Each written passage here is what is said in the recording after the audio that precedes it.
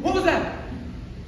That was your fork scraping your plate, Ken. My what? Your fork scraping the plate. You're fading out again, Glenn. That was Chris, not me. I can make out voices now. Just a little here and there. Think I can have another cigarette? No! No cigarettes. I still find the whole story hard to believe. He finds the story hard to believe because we were acting our goddamn asses off to keep it away from him. Okay, Myra is gone. Right. The help is gone. Right. Charlie shoots himself in the earlobe. Right. It doesn't make any sense. Right.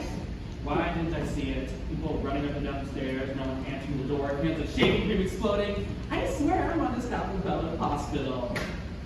God, how can I believe such a story? You never let them on.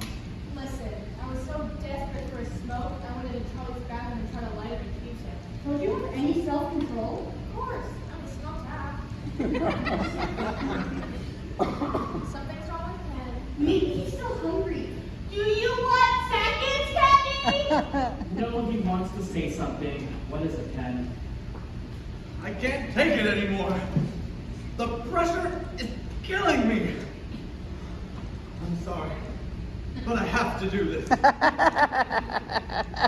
Myra isn't here. The servants aren't here. Charlie's upstairs and he shot himself in the heel. Maybe it was attempted suicide. Maybe it wasn't. I don't know. I don't care. I just want it. It's over with. It's all right. Lenny told us. You know? Yes. Who told you? Lenny. Glenn? Lenny told us! God, I wish he was deaf again. True, Lenny, did you tell them?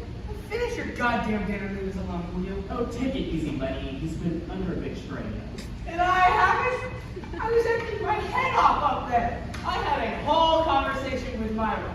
I even did her voice just in case anyone was listening. That was you? You could have fooled me. I did. That's right, you did! So, you weren't watching Hitler on PBS? No. We stopped everything to watch the rise and fall of Adolf Hitler. I can't believe you people.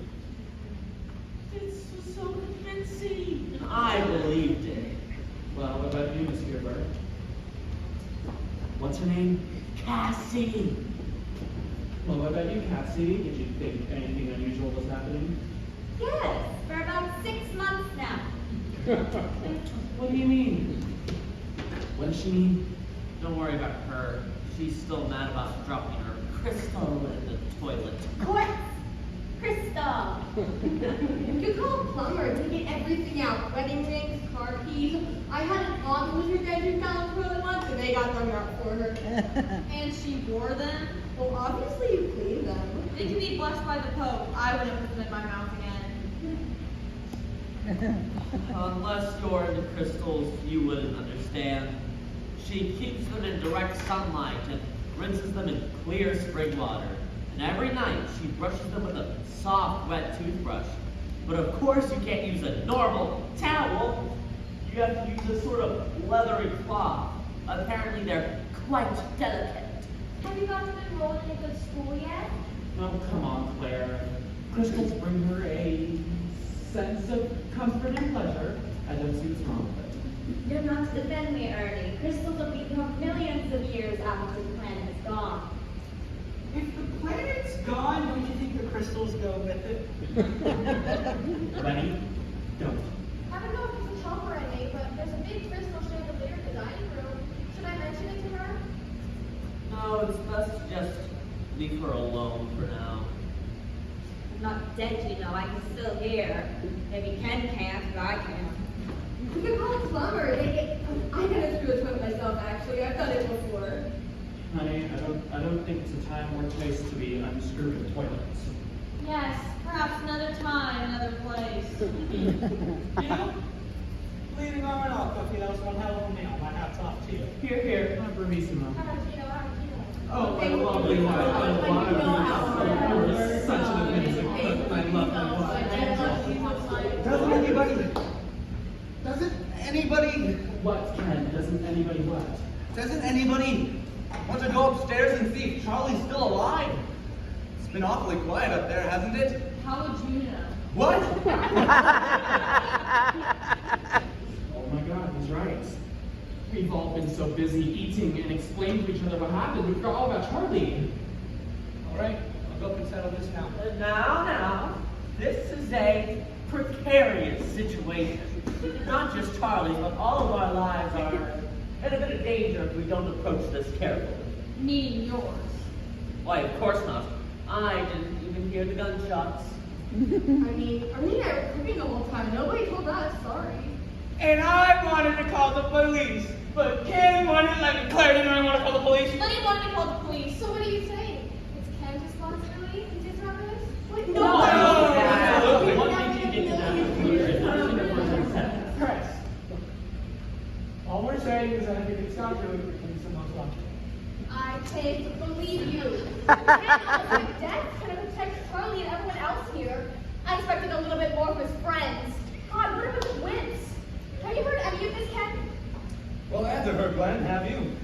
Oh God! Oh my God! What? What is it? My earrings, my grandmother's earrings, my bloody earrings. I can't find them. Where did you lose them? Right here, right around here. We'll find them, honey. What did they look like? Oh, very old, full of rubies and diamonds. Oh my God, my grandmother gave them to me. I'm sick about this. Oh my God! What? They were in my hand.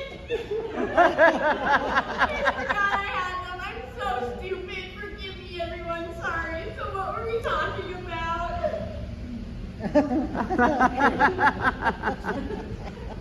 Glenn, I'm a little worried about your Violet.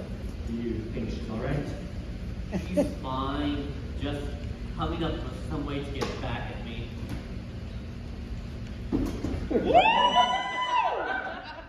Yeah, she's got one. Please forgive me, everyone. I know I behaved badly tonight. No, really, I did. But I had a rough day today, and I'm just not here tonight. It's all right with our Charlie and Myra. That's funny, then. That's truly funny. I can never think of anything funny. How do you do that? You know, I'm just. Hey! Let me get up and I'll get you a glass of wine! Why? Do I look like I need one? Who is she getting back at, Glenn? You or me? Alright, Cassie, cut it out. What do you mean, sweetheart?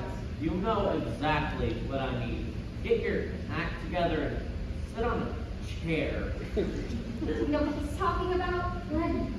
Excuse me, I'm going upstairs to get Charlie's done. No, come on, Cassie.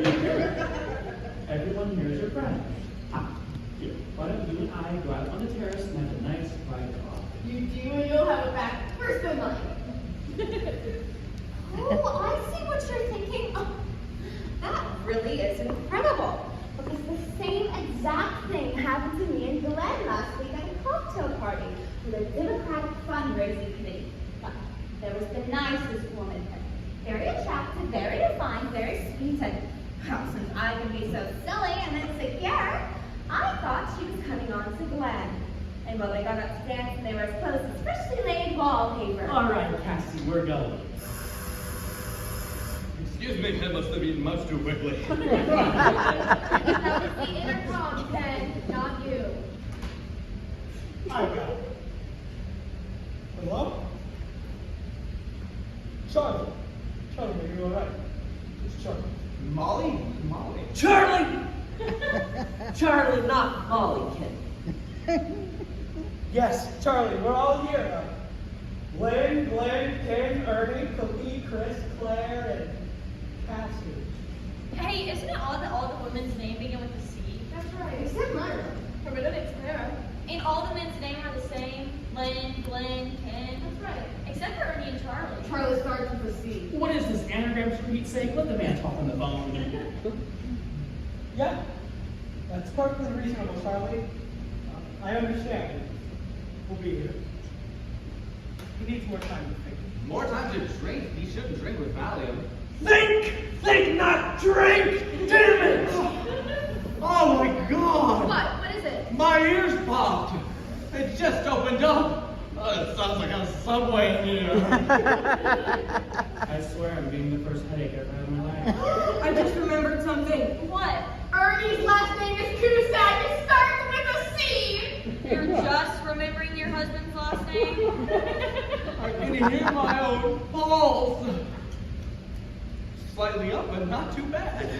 Can I take it? I'm very good at things like that. I am warning you, Cassie. You are going to end up in the same place where your crystal is. Don't threaten me, sweetheart, because I'll start naming names. That is it. That is enough. I didn't save my coin a taxi for you. Never mind. I'll walk. What? Shit. 23 miles. Cassie, wait. I feel badly for her, especially because one day she'll grow old and die. I just realized something else. Glenn went to Penn. Oh, sit on it, will you, honey? I swear, if I had all you in my group, I would need another group again. Be quiet. I can hear them. Here. Glenn and Cassie, they're in the driveway.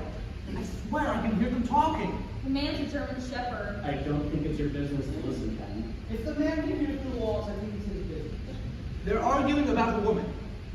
She sounds very upset. I'll say, she just kicked the car with her foot. Who owns the BMW? Oh, shit. The good side, too, I bet.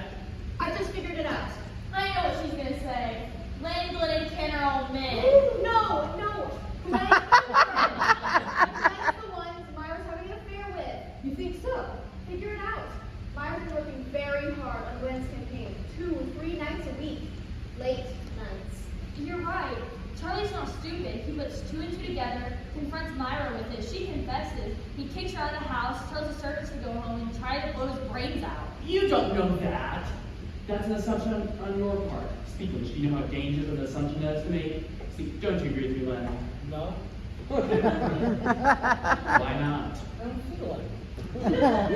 Okay, that's it. I think it's time to get this thing to a close. I'm gonna go up to Charlie to figure out what's what. Wait.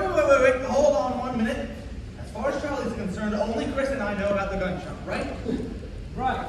You never told me anything, yet a fellow covered it the whole time. So what you're saying is he doesn't know that we know anything? Well, he's got to know that we haven't seen Myra and the servants vanished. Exactly, but he doesn't know the rest of you know about the gun shop. Slower. Go slower. Talk like we're children. My point is, I told them we wouldn't tell anybody. And then you went and told everybody. No, I only told you and Lenny. Lenny told everybody. You were deaf and you didn't hear me telling everybody. And then you told everybody after Lenny told everybody. Go fast again. It doesn't make any difference. What I'm trying to say is, as long as he doesn't know, the rest of you know. Why tell him now? I get your point. We must keep up the subterfuge. But if he figures out we know about the gun shops, he'll turn to pieces. So for now, we must pretend that we don't know a thing. I should be the one who goes up. I tell him everyone is here. He asks me, does everyone know what's happened? You say no. I say no. He says, well, I'm not down there, and Myra's not down there, and the help isn't down there. What did you tell them? Something's wrong with Cassie. Whoops. Whoops! What do you mean, whoops? She threw up in my car? No, he hit Glenn. His nose is bleeding. Let me know when he hits her back. I'd love to watch that. Will you all please be quiet? I can barely hear myself think. What was I saying? You said I should be the one that goes up. I told Charlie that everyone is here. He asked if everyone knows what's happened. You said you know. You said I said I'm not down there. Myra's not down there. All right. Alright, here, I got it. So, Charlie's going to want to know what Ken told us. So, Ken tells Charlie that he told us that he had the giant benign wart removed earlier this morning. But he's alright. Myra's mother broke her hip earlier and she had to take her to the hospital. The help came and thought the party was off, so they left in a hurry. We came, we partied, whatever. There. That's the story. I went to part about her mom breaking her hip. Why not? Her mom died 6 years ago. Her father broke his hip. Her father lives in California. Does she have any relatives nearby? She's a cousin Florence. Florence broke his hip. Florence is married. Why wouldn't have to take her? Then Myra broke her hip and the neighbors took her. Well, Charlie just had a wart removed. I didn't. Charlie did it. Yeah, can you think of something else? I thought of everything. I thought the mother, the father, the Florence, Ward's hips, nothing sounds like people. There's no reasoning to that story. Nothing in that story is plausible. We don't need plausible. The man's in mental anguish and despair. Logic doesn't mean shit to him right now. Pardon my language. That's the telephone. Don't you think we know it's the telephone? We all got telephones here, Ernie. We're all wealthy people. Hi.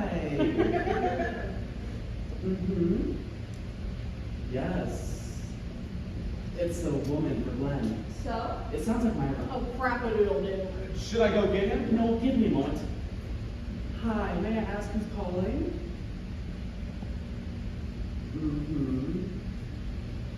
I don't know, maybe it is, maybe it isn't. Well, what did she say when you asked who was calling? She said just a friend. How'd she say it? She said, just a friend. How many ways are there to say it?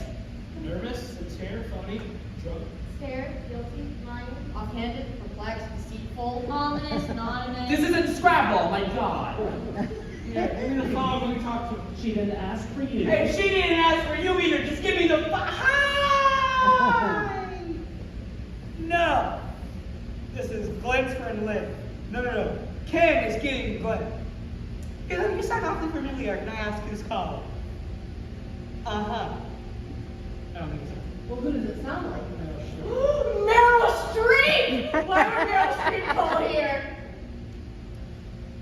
I never said it was Meryl Streep, but you know how she does in the movies? Like, she does the character perfectly, but it's not really her. That's what she sounds like. Like she's not Meryl Streep. Not really in a general suit. I swear to God, Ken, this is not a game show. Would you please get Glenn? Ha! She hung up. She must have gotten suspicious. I can hear something. I'll bet it's the Concord landing in London. It's a car coming up the driveway. Maybe it's Harry and Joan from Venezuela. Maybe it's Myra. Oh, we got trouble. We got trouble. What is it? There's the police car. I told you, Ken. I told you we should have called the police, and guess what happened? The police came. Who could have called the police? Maybe it was Myra. Maybe it was Charlie. Maybe it was Cassie. Somebody said she used the phone in my car. Not to call, she hit me with it. New phone and my new car. Okay, we gotta figure out what to say when they come in. We're trying to talk to Cassie. She won't go down the windows. My windows!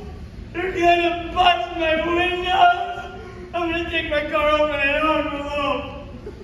Why? Just why did you leave her in there? You know she's in no condition to answer police questions. She's in condition enough to break my No! And you're running for state senate! I wouldn't let you run for Chinese food! What is wrong with you people? I have a 6-year-old child and a home that behaves better than we do.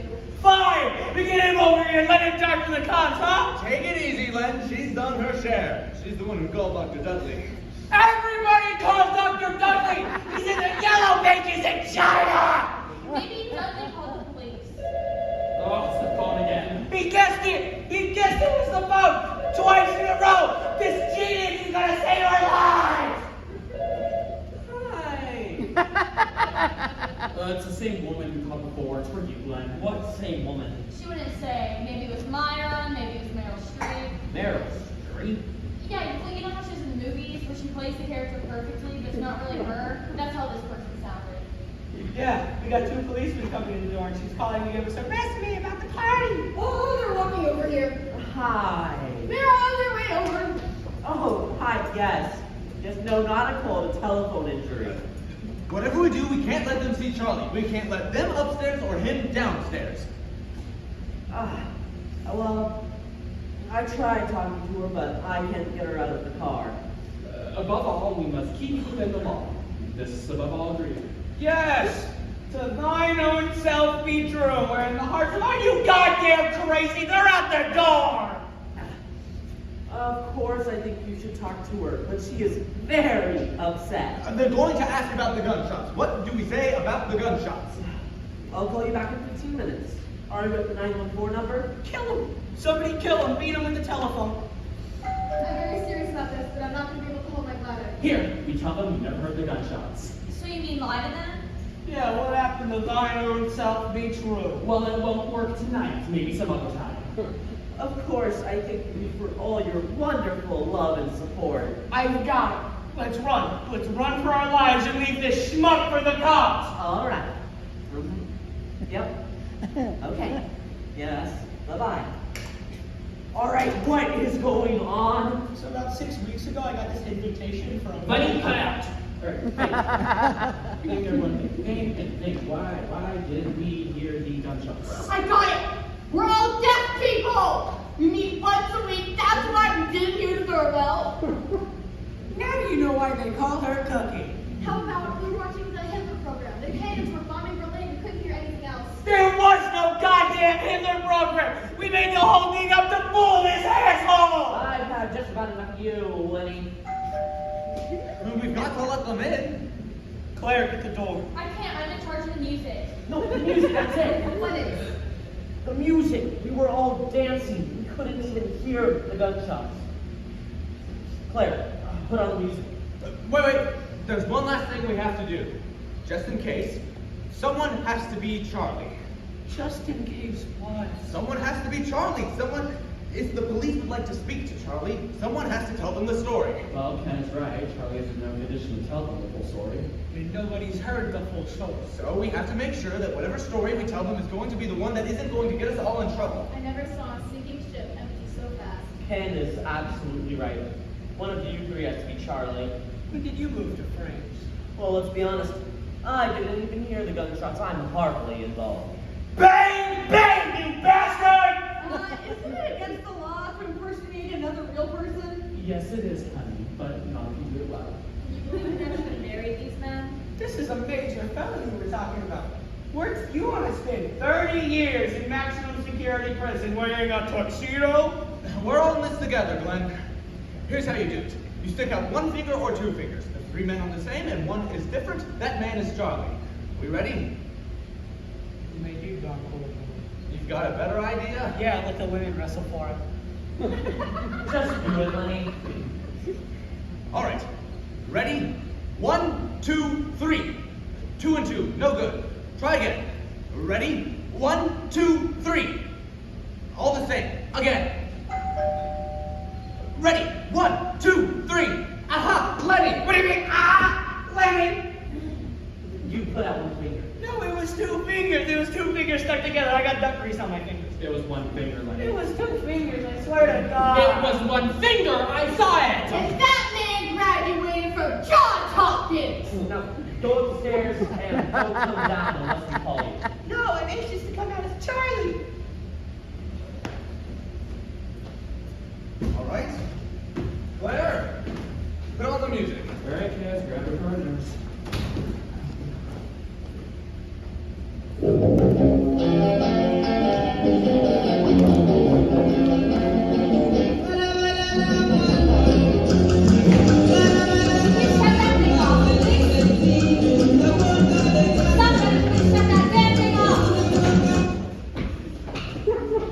Hi, officers.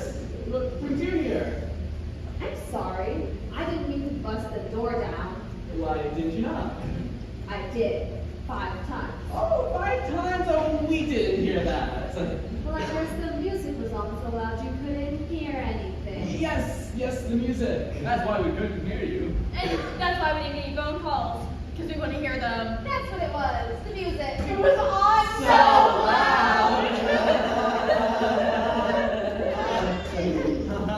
Well, what seems to be the problem, officers? Well, just part of our routine investigation. I'm Officer Wells. This is Officer Pudney. Is this your house, sir? No. I live anywhere else but here. As do I. Live elsewhere. Officer, would you mind telling us what this is all about? Yes, sir. I will. I just want to ask a few questions. May I ask who the owner of this house is? Oh, we'd be delighted to answer, but as you know, it is customary for you to inform us as to why you are asking us these questions before we are obligated to answer aforementioned questions. You're a lawyer, aren't you? Yes, I am. Well, as a lawyer, you understand you're not obligated to answer these questions. I was hoping someone would be cooperative enough to tell me the owner's name. Brock, Charlie Brock. And is Mr. Brock out of my present? I'm not sure. Chris, is Charlie home? I think he went to walk the dog. Then he'll be back soon. I don't think so. It's a dachshund. They take very small steps. He's here. He came back, officer. Well, could I possibly see Mr. Brock for a minute? As you can see, it's an awkward time. We are celebrating a party. Yes, I've noticed. What's the occasion? The 10th wedding anniversary of Charlie and Myra Brock. I wouldn't take a long time. I just want a minute. Unfortunately, Mr. Brock is sleeping. Sleeping? In the middle of his anniversary He party? was feeling depressed and took some sleeping pills. Well, could I see Mrs. Brock? Mrs. Brock is not here. She's not. That's why Mr. Brock is depressed. Where is she? Her father broke his hip. She had to take him to the hospital.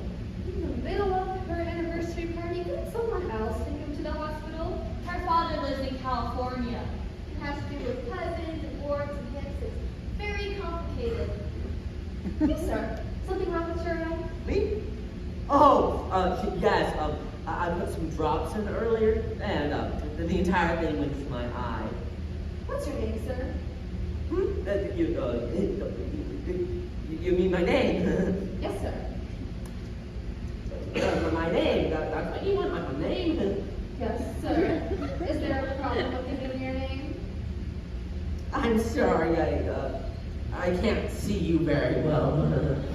Well, you don't need to see the talk, sir. The drops can go in your mouth. Did they? Officer, I feel like you're being unnecessarily abusive to these people. If you're going to ask us any further questions, we demand to know what this is about.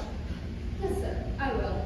Could you tell me what's the BMW outside? It's my husband's car. And what is his name? You don't have to answer that, Claire. His name is Leonard Gans. Where is Mr. Gans now? I object! This ain't a court. I ain't a judge. I don't have a gavel. I just want to know what the man is. Well, you still haven't told us what this is about, so we're not telling you where Leonard Gans is. I don't know why I always have trouble in this neighborhood. Okay. At approximately 8:15 tonight, an auto accident occurred on 12 and January. A brand new red 1990 Porsche convertible crashed into the side of a brand new BMW four-door sedan. Now, you know it wasn't the BMW's fault because the Porsche was a stolen car. Stolen at 8:15 tonight, right off the dealer's lot. The man and the Porsche got away now. Do you know who this brand new Porsche belonged to? How would I know? It belonged to Deputy Mayor Charles M. Brock, purchased as a gift from his wife Myra. Surprise wedding anniversary present. Surprise hardly says it. Aha! So, this is about the car accident. Yes, sir. Now, if Mr. Gans is here, I'd like to speak to him. And if he's not, well, the police department would like to know where he is. I see. Could you step outside for just 1 minute, officer? Why? Mrs. Gans is my client. I'd like to speak with her in private. It's within my rights. 1 minute. That's all you get.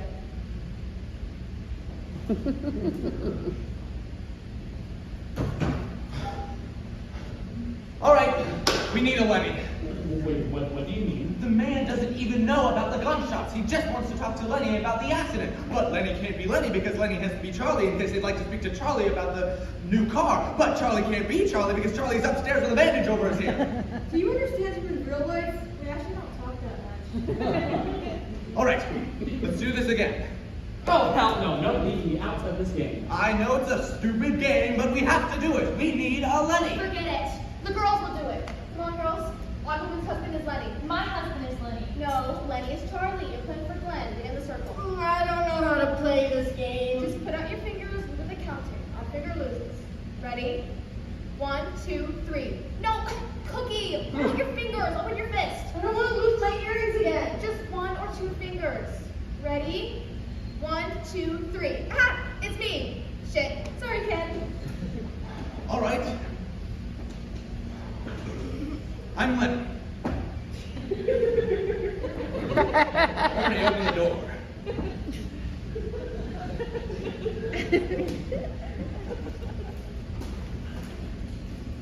Well, I'm glad to see you not dancing again. Now, where is Mr. Gans? He's right here in this room. I'm Leonard Gans. Your Mr. Gans? Yes. How come it took you a whole minute to think of your name? Never rush your answers. Harvard Law School. Never trust a man who doesn't know if he's here or not. Police Academy. Who are you, ma'am? Oh, I'm his wife. His wife's best friend. Her, Mrs. Gans.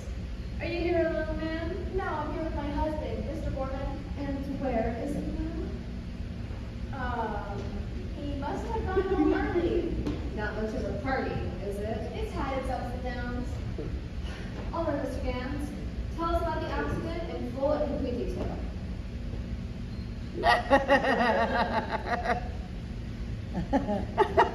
Could you step outside for just one more minute, officer? I ain't going nowhere, no place, no time. This is it. This is where I stay until I get what I want, even if my whole family has to move in. What's that? 1047, put me over. Right, check. Will do. Red 1990 Porsche convertible located in 5th and Market Street in Tarrytown. Suspect apprehended. They said call it a night. Well, that ties this little bundle up now, doesn't it? Sorry to bother you folks. Okay,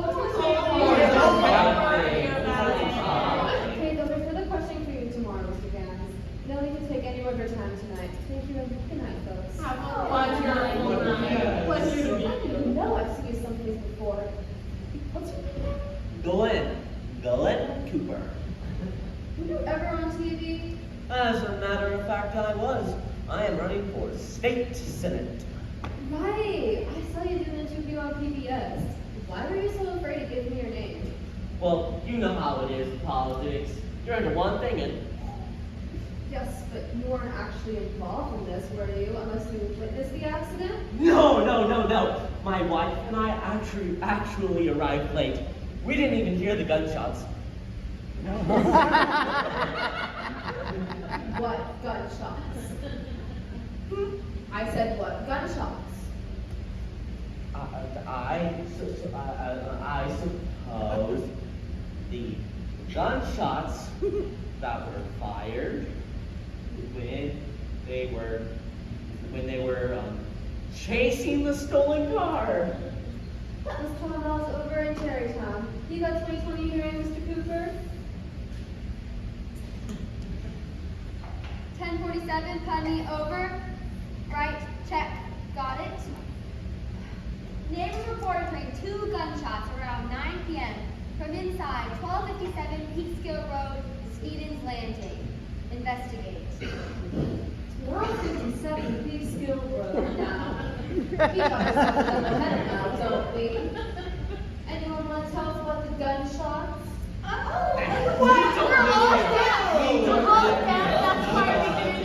Yeah, nobody heard them, I suppose. There's a woman outside in the BMW. That's my wife, Cassie. I'd like to have a little chat with Miss Cooper. Connie, get her in here. Connie, with a C. Looks to me like you all had a fine dinner. I'd like to speak to the help. There is no help. Then who did the cooking? I did. What's your name? Cookie. I mean your real name. That is my real name. I have 2 sisters that can't be happy, I swear to God. Is that blood on your shirt, Glenn? Oh, yes, I must have cut myself with a fork during dinner. Is that blood on your shirt, Glenn? Oh, yes, I must have gotten it when I was dancing with Lynn.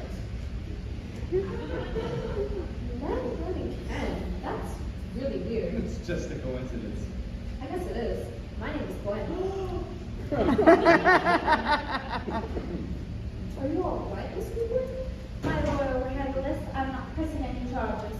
It was an accident. She dropped the electric cigarette lighter on the leather seat and I had to pull her down.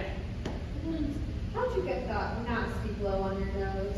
Well, she was hanging up the phone and my head was just a little bit too low. My. We seem to have a lot of cartoon humor in this case now, don't we? No!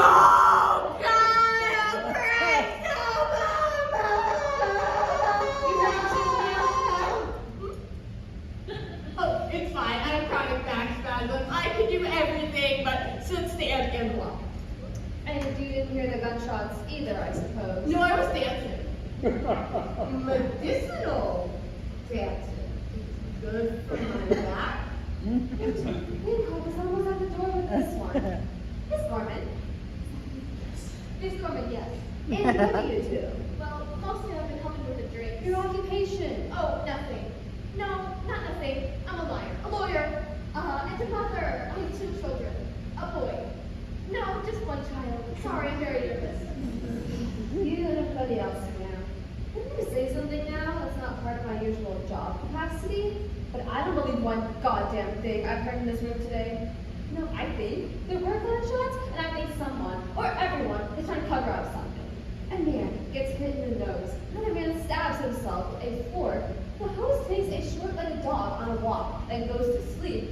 The hostess takes her father on the road and hip to a hospital in California, and nobody hears two gunshots because everybody is dancing, including a woman named Cookie who's been cooking all night who can't sit still for a walk. You people have to deal with me, okay? I am a real cop, you understand? I am not some guy named Elmer on Disney Channel. Now, I want some real answers, intelligent answers, believable answers, and answers that don't make me laugh. But first, I want to see Mr. Charlie Brock and find out what the hell's going on here, including the possibility of him having 2 bullet holes inside of him. Now, I'll give you 5 seconds to bring him down here, or I'll take 3 seconds to go upstairs and find him. Don't mess with me now. I am slow coastal promotion. I can smell it. I'm not going to mess it up with this case. Now, do I start counting, or do I start walking up the stairs? Wait, just a tad, just a little moment there, officer. Lynn, that's you. Ernie, don't you think it is time we call our good friend Charlie Brock down to talk? Definitely. Absolutely. Hi, Charlie. Are you ready to come down yet? Oh, calm down. It's just hysterical reaction. What's wrong with him? He thinks he went temporarily blind. Just put some cold water on it and come on down. There are 2 lovely police officers who want to talk to you.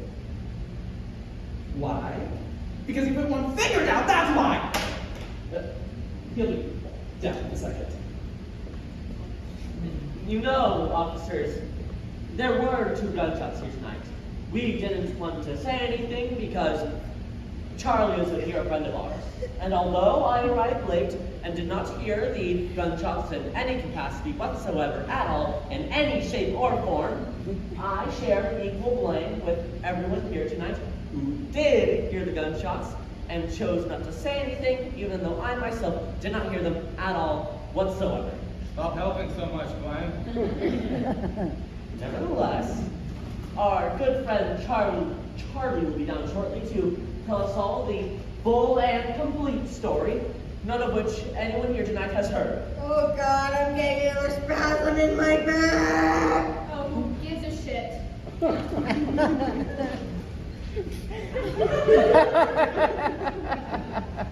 Hello, Charlie. Hi, Charlie. Feeling all right, Charlie?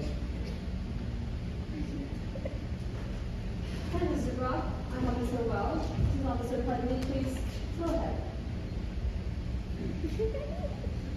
Now, tell us from the beginning exactly what happened here tonight. Does anyone want lemon tarts?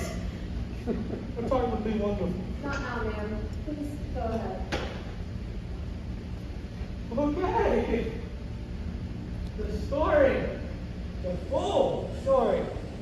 As it happened, as I remember it, as I'm telling you. Oh God, here goes nothing. At exactly 6 o'clock tonight, I get home from work. My wife Myra is upstairs getting dressed for our party. Our Spanish cook, Rosita, her Spanish sister Ramona, and her Spanish son Romero are all in the kitchen. They're cooking in Italian there. And I make my way to the kitchen. I grab a few glasses of champagne and head up to the stairs. Right as I'm walking up the stairs, my wife Myra is putting on the perfume I buy her every Christmas. I buy it for her because I simply cannot resist it. As I make my way up the stairs, I say to myself, I can't believe it's my 10th wedding anniversary and I still love my wife so much. As I make my way to her door, I lightly tap on the door. Tap, tap, tap. She opens the door, I hand her a glass of champagne and I make a toast and I say, to the loveliest wife a man has ever had for 10 wonderful years. And she says, to the loveliest man a wife has ever had for 10 wonderful years. We drink, we touch, we kiss, we drink, we touch, we kiss. And then I said, to the loveliest skin on the loveliest body that has never aged a day in 10 wonderful years. And And she says, to the gentlest hands on the gentlest body that has never itched a day in 10 wonderful years. We drink because we kiss, we drink because we kiss, we drink because we kiss. Now, it's 7 o'clock. The bottle is empty. My wife is sloshed and I'm telling you guys. And then, I smell that perfume. The perfume I simply could just never resist. And I loved my wife in that moment with as much passion and ardor as the day we were first newlyweds. And I tell you this, officer, not with shame, but with pride and joy for a love that grows stronger each and every day. It's now 8 o'clock. It's growing dark outside. We lie there, spent, naked in each other's arms, completing our happiness. Then, we had 3 knocks on the door. Knock, knock, knock.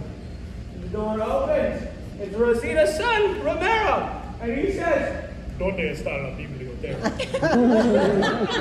And I don't speak Spanish, and I didn't know that the knife in his hand was to cut up the salad, and he was asking Myra if he could eat up the dinner. So, I jump up, go to the door, grab my gun, ready to save my wife's life. Now, I point the gun. Myra screams, "Ah!" Pulls the gun back, and goes off right through my earlobe.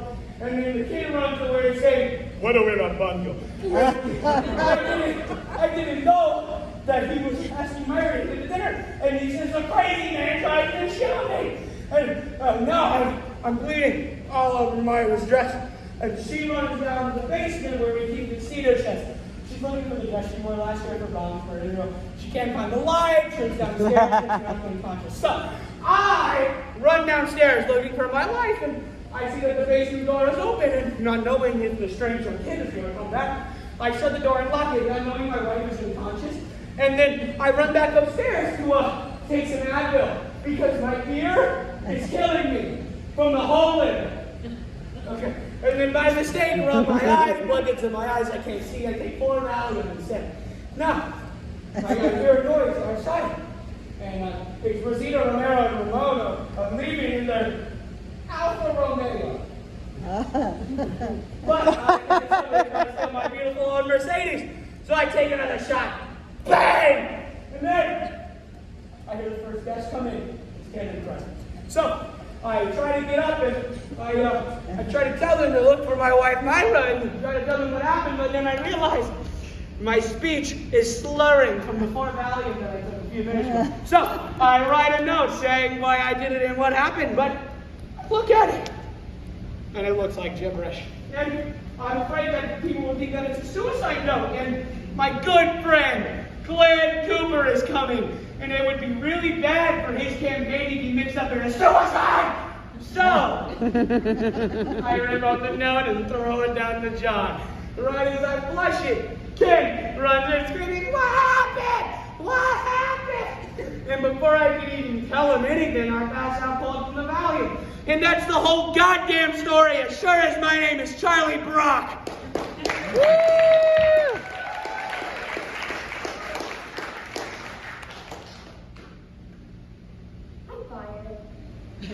I got the whole thing. You know why I buy it? I buy it because I liked it. I don't believe it, but hey, I liked it. I love my wife too. That's why I want to get home early tonight. Sorry to bother you folks. Take care of that ear, Mr. Brock. Thank you and good night.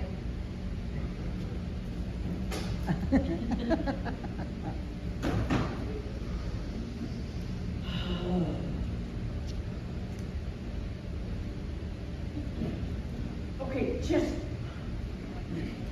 where on earth did you find the guts to tell a story like that? I made it up. Of course you made it up. But when? Line by line, sentence by sentence. I didn't know where it was going, I just went.